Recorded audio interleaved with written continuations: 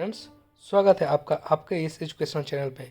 जैसा कि आप सबको पता है, बिहार लोक सेवा आयोग ने बीपीएससी टीआरई 3 विज्ञापन संख्या 22/2024 निकाला है। उसी के अंतर्गत हम लोग देखते हैं कि आरक्षण के लिए क्या प्रावधान किए गए हैं, जिससे कि आप स्पष्ट हो लें कि किसको आरक्षण का लाभ मिलेगा और कैसे मिलेगा और क्या क्या उसमें आपको करना होगा, कौन से डॉक्यूमेंट आपको देने होंगे। तो चलिए, ये 6 नंबर पॉइंट से हम लोग आरक्षण दिया हुआ है, वहीं से स्टार्ट करते हैं। तो ऑनलाइन आवेदन पत्र में अंकित कॉलम में आरक्षण का दावा नहीं करने पे पहले ही देखो दोस्तों, ये बोल दिया है कि अगर आप ऑनलाइन आवेदन करते समय जो आवेदन का ये सुनो करना होता है, आपका जाति भरना होता है, अगर नहीं करने पर आपको आरक्षण का लाभ नहीं मिलेगा। इसलिए ऑनलाइन भरते समय आप अपना सुनिश्चित कर लें किस जाति के हैं, उसके अनुसार अपना फॉर्म भरें। एक आरक्षण का लाभ बिहार राज्य सरकार के प्रचलित आरक्षण नियमों एवं इस नियमावली के अनुसार और बिहार राज्य सरकार के सक्षम स्तर से निर्गत प्रमाण पत्र के आधार पर ही देय होगा। ठीक है, आगे चलते हैं। अनुसूचित जाति एवं अनुसूचित जनजाति के उम्मीदवारों के निम्नलिखित प्रमाण पत्र जमा करना अनिवार्य होगा। जाति प्रमाण पत्र एवं अस्थायी निवास संबंधित प्रमाण पत्र। ठीक है, आपको ये डॉक्यूमेंट तो एकदम से लगेगा, जाति और अस्थायी निवास प्रमाण पत्र। ठीक है, आगे चलते हैं। पिछड़ा वर्ग एवं अत्यंत पिछड़ा वर्ग के उम्मीदवार को क्रीमी लेयर रहित प्रमाण पत्र जमा करना अनिवार्य होगा। ठीक है, मतलब कि ओबीसी आपको देना होगा। ठीक है, पिछड़ा वर्ग एवं अत्यंत पिछड़ा वर्ग के दशा में अपने अस्थायी निवास अंचल के राज्य सरकार द्वारा अंचल स्तर पर अनुसूचित अंचल अधिकारी राजस्व अधिकारी द्वारा निर्गत क्रीमी लेयर रहित प्रमाण पत्र मान्य होगा। आप अपने ब्लॉक में आरओ से जा कर के अपना ओबीसी बनवाइए और वहीं आपको मान्य होगा। ठीक है, अनुसूचित जाति अनुसूचित जनजाति की दशा में अपने अस्थायी निवास अंचल के राज्य सरकार द्वारा अधिसूचित अंचलाधिकारी राजस्व अधिकारी द्वारा निर्गत अस्थायी निवास प्रमाण पत्र एवं जाति प्रमाण पत्र मान्य होगा। ठीक है, ब्लॉक में जाकर ही अपन बनवा लें। ठीक है, आरक्षण का दावा करने वाली महिलाएं, ये सबसे बड़ी बात है, औरतों के लिए परेशानी होती है। आरक्षण का दावा करने वाली विवाहित महिलाओं का जाति अस्थायी निवास क्रीमी लेयर रहित प्रमाण पत्र उनके पिता के नाम पे होना चाहिए। पिता के नाम से होना चाहिए और पता भी पिता के ही मांगा हुआ है। ठीक है, अगर विवाहित हैं तो कहेंगे पति घर से, तो नहीं, वहाँ से यहाँ नहीं मांग रहा है, पिता घर से मांग रहा है। तो ब्लॉक में भी अगर आरओ वगैरह बोलेंगे नहीं, शादी हो गया तो हस्बैंड घर से बनेगा, तो नहीं, आप अपना नोटिफिकेशन ये दिखाइए कि देखिए पिता के नाम एवं पता से निर्गत होना चाहिए। ठीक है, उपर्युक्त आरक्षण संबंधी सभी प्रमाण पत्र सत्यापन के समय मूल रूप से प्रस्तुत नहीं करने पर आरक्षण का लाभ नहीं मिलेगा। हाँ, और जब आपको सत्यापन कराना होगा तो उसका जो ओरिजिनल होगा आपको ले आना पड़ेगा। ठीक है, यहाँ पे देख लीजिए, ये क्रमवार कोटि दिया हुआ है कि अगर अनरिजर्व हैं तो एक है शेड्यूल कास्ट का 2 नंबर कोटि कोड दिया हुआ है, ट्राइबल के लिए 3 है, ईबीसी का 4, बीसी का 5 और ईडब्ल्यूएस का 6 नंबर। ठीक है, आगे चलते हैं। यहाँ पे दिव्यांग लोगों के लिए प्रावधान दिए हुए क्या क्या है। समान प्रशासन विभाग बिहार की अधिसूचना संख्या इतना दिनांक कितना के आलोक में दिव्यांगों को क्षैतिज आरक्षण दे है। ऐसे आरक्षण का दावा करने की स्थिति में सक्षम प्राधिकार द्वारा विहित प्रपत्र में निर्गत वैध दिव्यांगता प्रमाण पत्र के प्रति संलग्न करना आवश्यक है, अन्यथा उनको दिव्यांगता के आधार पर आरक्षण का लाभ दे नहीं होगा। अगर कोई दिव्यांग है तो उनका भी अपना सर्टिफिकेट जो बना हुआ है सामान्य प्रशासन विभाग से, उसको सबमिट करना होगा, अन्यथा आपको आरक्षण का लाभ नहीं मिलेगा। ठीक है, अस्थायी दिव्यांगता प्रमाण पत्र में निर्धारित अवधि के बाद नवीनीकरण रिन्यूअल नहीं होने की स्थिति में आपका मान्य नहीं होगा। तो जैसे कि आपको समान प्रशासन विभाग की तरफ से आपको अस्थायी दिव्यांगता प्रमाण पत्र बनाया जाता है, उसका डेट होता है, तो अगर आपका डेट लैप्स कर गया है तो उसको आप रिन्यू करा करके ही अपडेट करें, तभी उसका मान्य दिया जाएगा। ठीक है, आगे चलते हैं। सामान्य प्रशासन विभाग बिहार सरकार के पत्रांक कितना दिनांक कितना के बेंचमार्क दिव्यांग अभ्यर्थियों को श्रुति लेखन सुविधा के प्रदान करने के उपयुक्त तिथि में ये आपको कह रहा है कि आपको श्रुति लेखक की आवश्यकता होगी, तो उसके लिए शपथ पत्र संलग्न करना अनिवार्य होगा। और जो फॉर्म भरते समय येस नो करना होता है वहाँ भी आप करेंगे, तभी आपको श्रुति लेखक की सुविधा उपलब्ध कराई जाएगी। ठीक है, अब इसमें एक और नियमावली दिया हुआ है दिव्यांग के लिए। इस नियमावली बिहार राज्य विद्यालय अध्यापक नियमावली 23 के आलोक में प्राथमिक 1 to 5, 6 to 8 अध्यापक के लिए महिला अभ्यर्थियों के लिए न्यूनतम 50% आरक्षित रहेगा। ये तो औरतों के लिए सबसे बड़ी अच्छी बात है कि 1 to 5 एंड 6 to 8 के लिए 50% आरक्षण महिलाओं को दिया हुआ है। विषम संख्या रहने पर अंतिम पद महिला के लिए चिन्हित किया जाएगा। ठीक है, अगर विषम मान लीजिए कि 3 है तो तीसरा का जो पोस्ट होगा वो तो महिलाओं के लिए चला जाएगा। माध्यमिक विद्यालय 9-10 तक विशेष विद्यालय अध्यापक 9-10 एवं उच्च माध्यमिक विद्यालय वर्ग 11-12 तक के अध्यापक के लिए तथा अनुसूचित जाति और अनुसूचित जनजाति कल्याण विभाग पटना बिहार अध्यापकों के लिए समान प्रशासन विभाग बिहार के पत्रांक कितना दिनांक कितना कालों में महिलाओं को इस विज्ञापन में वर्णित रिक्ति के अनुसार 35% क्षैतिज और 9, 10 और 11-12 के लिए 35% आरक्षण दे है महिलाओं के लिए। ठीक है, तो यहाँ से कंफर्म हो जाता है कि 1 to 5 एंड 6 to 8 के लिए लेडीज़ के लिए 50% रहेगा। और आपको विषम अगर सीट रहते हैं तो वहाँ पर जो अंतिम सीट बचेगा वो महिलाओं के लिए चला जाएगा। और 9 to 10 और 11-12 के लिए महिलाओं को 35% आरक्षण दिया हुआ है। ठीक है, अब आगे चलते हैं। आगे क्या क्या दिया हुआ है। समान प्रशासन विभाग बिहार के पत्रांक कितना दिनांक कितना कालों में राज्य के वैसे स्वतंत्रता सेनानियों जिन्हें केंद्र सरकार द्वारा पेंशन स्वीकृत है कि पोता पोती नाती नातिनी को 2% क्षैतिज आरक्षण दे होगा। ठीक है, ऐसे आरक्षण का दावा करने वाले अभ्यर्थी के पास आवेदन करते समय अपने गृह जिला पदाधिकारी उनके पास प्राधिकृत प्राधिकारी से हस्ताक्षर से निर्गत सामान्य प्रशासन विभाग बिहार के पत्रांक कितना दिनांक कितना के साथ संलग्न विहित प्रपत्र में प्रमाण पत्र सुनिश्चित रूप से उपलब्ध होना चाहिए। इसके लिए प्रमाण पत्र बनता है तो आपका जो जिला पदाधिकारी है वहाँ से बनेगा, ये बनवा लेना होगा, तभी आपको 2% का क्षैतिज आरक्षण लाभ मिल सकता है।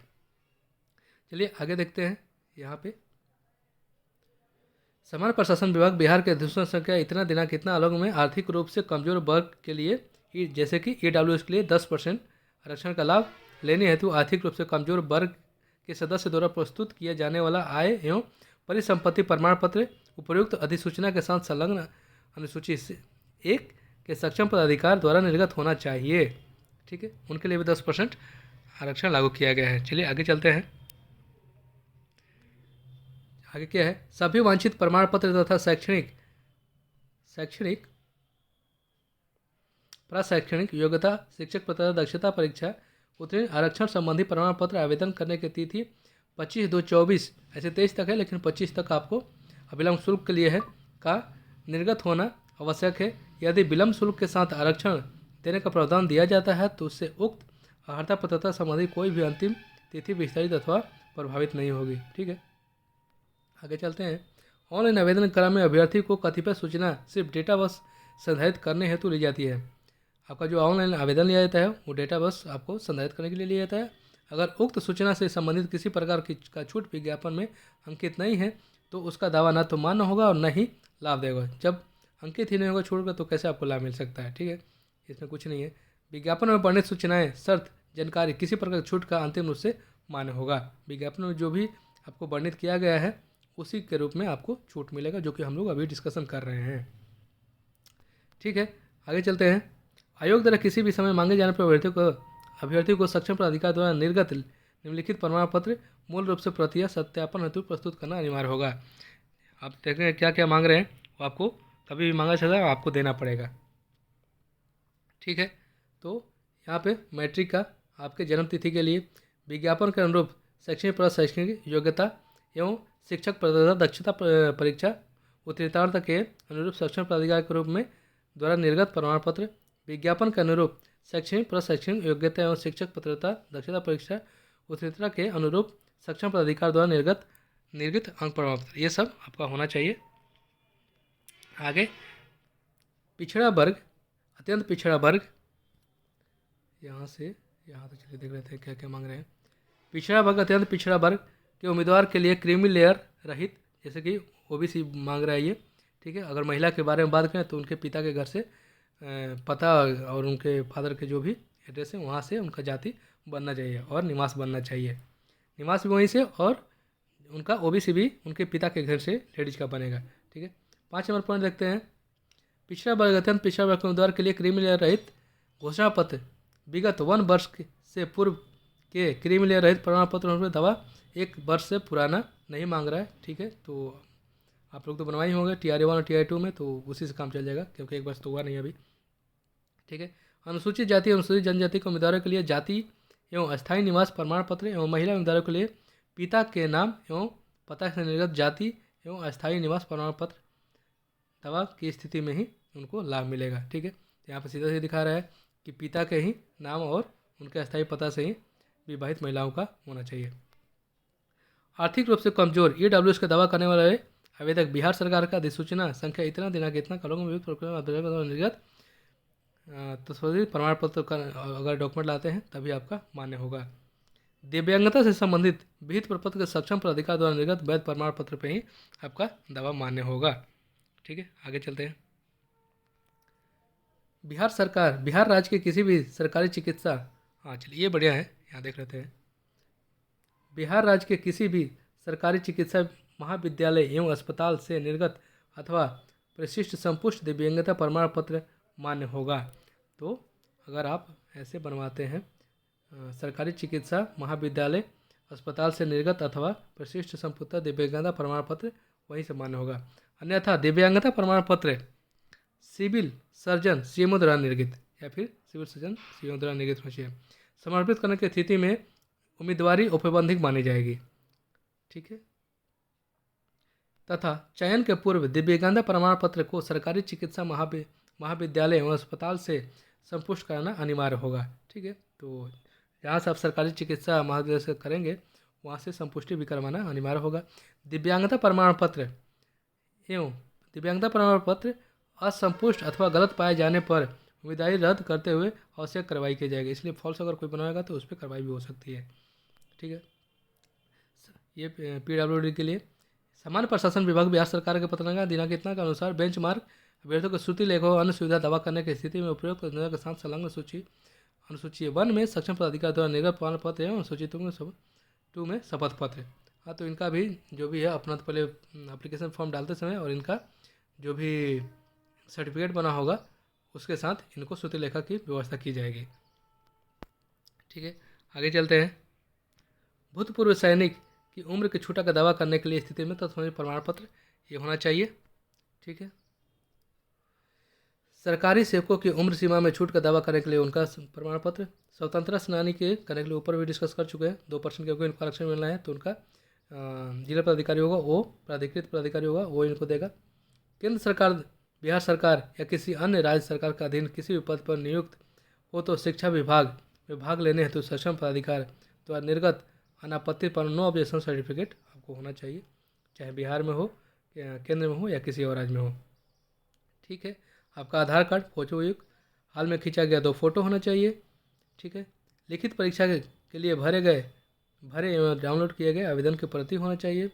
लिखित परीक्षा के लिए निर्गत एडमिट कार्ड की प्रति होनी चाहिए, ठीक है। आगे प्रमाण पत्र की जांच, तो ये क्या दिया हुआ है इसमें, चलिए। नियुक्ति प्राधिकार का यह दायित्व होगा कि वे नियुक्ति पत्र निर्गत करने के पूर्व शैक्षणिक प्रशैक्षणिक योग्यता एवं शिक्षक पात्रता दक्षता परीक्षा उत्तीर्ण होने संबंधी प्रमाण पत्रों सहित अन्य प्रमाण पत्रों की यथा आवश्यक जांच करा लेंगे, ठीक है। अपना जांच करा के ही फॉर्म भरें। प्रमाण पत्र जाली या गलत पाए जाने की स्थिति में नियुक्ति रद्द करते हुए वेतनादि में मद में दिए गए राशि की वसूली Bihar and Orissa public demand recovery act 1914 के प्रावधानों को तहत करते हुए अन्य कानूनी कार्रवाई की जाएगी। अगर आपका प्रमाण पत्र किसी तरह से आप फर्जी लगाते हैं और आपका जॉब पा भी लेते हैं और बाद में आप पकड़े जाते हैं किसी में, अगर आपको वेतन में मिल चुका है तो आपके वेतन की वसूली भी किया जाएगा। ठीक है, ये अपना इनका एक कोड है, एक्ट है, रिकवरी एक्ट 1914। उस एक्ट के तहत आपसे आपका वेतन जो उन्होंने दिया है वो वसूल कर सकते हैं, ज़्यादा भी कर सकते हैं भाई, क्योंकि आपने फर्जी काम किया है। चलिए परीक्षा शुल्क क्या लगने वाला है देख लेते हैं। तो जनरल के लिए लगने वाले हैं 750 रुपये, अनुसूचित जाति अनुसूचित जनजाति के लिए लगने वाले 200 रुपये, महिलाओं के लिए लगने वाले 200 रुपये, दिव्यांग के लिए 200, और किसी और स्टेट के होने वाले हैं कैंडिडेट तो उनको भी 750 रुपये, क्योंकि वो भी जनरल में आ जाएंगे। ठीक है, आगे चलते हैं। अभ्यर्थी को उपयुक्त परीक्षा शुल्क के अतिरिक्त विभिन्न बैंकों द्वारा निर्धारित चार्ज भी देना होगा, जिसे ऑनलाइन भुगतान क्रम में बैंक स्वतः बैंक चार्ज के रूप में काट लिया जाएगा। ठीक है, तो फॉर्म भरते समय 750 रुपये था ही, और भी आपको जो कुछ 10-20 रुपये लगते होंगे वो देने पड़ेंगे। एक और इसमें पता नहीं कैसे क्यों दिया है, हर जगह तो नहीं लगता है बट इसमें दे रहा है, बायोमेट्रिक के लिए आपको 200 रुपये में बोलता है, बट आप आधार देंगे तो नहीं लगेगा, पता नहीं इसमें क्यों ऐसा किया है। ठीक है, आगे देखते हैं क्या लिखा हुआ है। वैसे अभ्यर्थी जिनका ऑनलाइन आवेदन में पहचान पत्र के रूप में आधार संख्या अंकित किया जाता है, उन्हें बायोमेट्रिक फ़ी के रूप में 200 रुपये अतिरिक्त शुल्क के पद में भुगतान नहीं करना होगा। अगर आप आधार कार्ड देंगे तो बायोमेट्रिक फ़ी के रूप में आपको 200 रुपये और नहीं देगा, और आधार कार्ड नहीं देते हैं तो आपको और 200 रुपया देना पड़ेगा। पता नहीं ये क्यों है, मुझे भी नहीं पता। दस्तावेज सत्यापन की सुगमता हेतु पहचान पत्र के रूप में आधार संख्या अंकित किया जाना अपेक्षित है, साथ ही आधार लिंक मोबाइल संख्या का अंकन किया जाना अपेक्षित है। आधार कार्ड लिंक मोबाइल नंबर नहीं होने की स्थिति में यथाशीघ्र मोबाइल नंबर को आधार से लिंक करा लें। परीक्षा फल प्रकाशन के उपरांत दस्तावेज सत्यापन के समय अभ्यर्थी के मोबाइल पर यदि OTP की समस्या उत्पन्न होती है तो वहाँ पर दिक्कत, इसलिए आपका वही मोबाइल दें जो आपके आधार से जुड़ा हुआ हो, क्योंकि जब आपका दस्तावेज का सत्यापन किया जाएगा और उस पर OTP जाएगा तो हो सकता है कि आपका मोबाइल आपके पास हो नहीं और उस समय प्रॉब्लम हो सकती है, इसलिए अभी ही जो देना होगा संभाल के अच्छे से देना है। ठीक है, आगे चलते हैं। वैसे सभी आरक्षित कोटि के अभ्यर्थी, अनारक्षित महिला अभ्यर्थी जिनके द्वारा रियायती परीक्षा शुल्क जमा किया जाता है और भविष्य में वैसे अभ्यर्थी द्वारा आरक्षण, दिव्यांगता, बिहार राज्य के अस्थायी निवास संबंधी प्रमाण पत्र प्रस्तुत नहीं किया जाता है या उन पर किसी प्रकार का संदेश उत्पन्न होता है तो उन्हें रियायती परीक्षा शुल्क के आधार पर अनहित किया जा सकता है। अगर आप कहते हैं कि हम को अनारक्षित हैं और हम फी ना देंगे, नहीं दिए हैं, और बाद में आपको पता लगता है कि नहीं आप तो इसके योग्य नहीं हैं, तो आपसे कंसेशनल एग्जाम्पशन फ़ी लिया जा सकता है। दिव्यांग अभ्यर्थियों, अनुसूचित जाति, अनुसूचित जनजाति एवं सभी वर्ग के महिला अभ्यर्थियों को इस संदर्भ में सूचित किया जाता है, क्योंकि अनुसूचित जाति और महिला और दिव्यांग को ही फ़ी में छूट दिया गया है, और वो किसी तरह से धांधली करते हैं तो उनसे बाद में प्रॉब्लम हो जाए, रियायती परीक्षा शुल्क लिया जाएगा उनसे। इस बिंदु पर उनकी अभ्यर्थिता सुरक्षित रहेगी, इस पर उनकी समय निर्णय ले सकते हैं। ठीक है, आगे चलते हैं। बस इतना ही आरक्षण के में था जो कि, और इसके आगे तो हम लोग पहले भी दूसरे वीडियो में डिस्कस कर चुके हैं कि ऑनलाइन आवेदन पत्र कैसे बना और क्या क्या दिशा निर्देश दिए गए हैं। तो आरक्षण में इतना ही है। चलो ठीक है दोस्तों, नमस्कार, धन्यवाद।